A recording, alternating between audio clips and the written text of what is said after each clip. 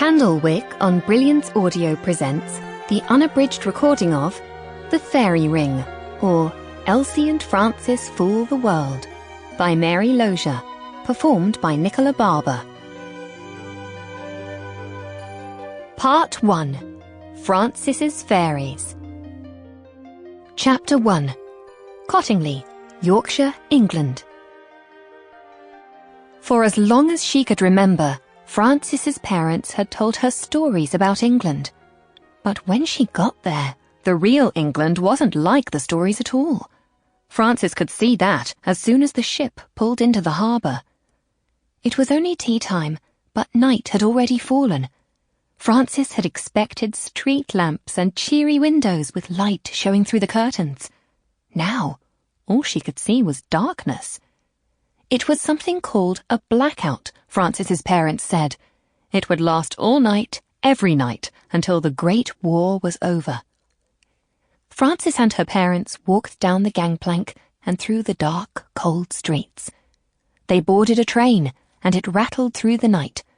Sometimes it stopped, and soldiers got off. More soldiers got on, with their guns and helmets and heavy packs. When morning came, the train pulled into a small station.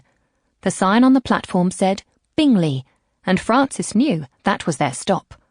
Francis's father found a man with a horse and cart to take their trunks. He picked up the big leather suitcase that held their clothes. Francis and her parents walked down Bingley's main street, past little shops and a church made of grim grey stone. It wasn't at all like the bustling streets of Cape Town, South Africa, where Francis had lived ever since she was a tiny baby. In Cape Town, her father wouldn't have had to lug a big heavy suitcase. They could have taken a taxicab.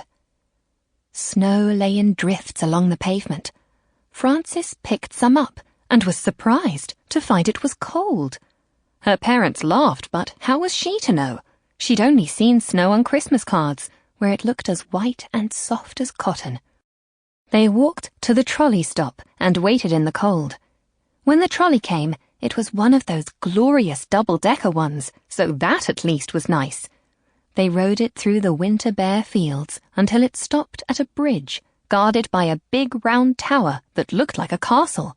The conductor called out, "Cottingley Bar!" Cottingley, Yorkshire, England, was where Francis and her mother would be staying for a while. Sample complete. Ready to continue?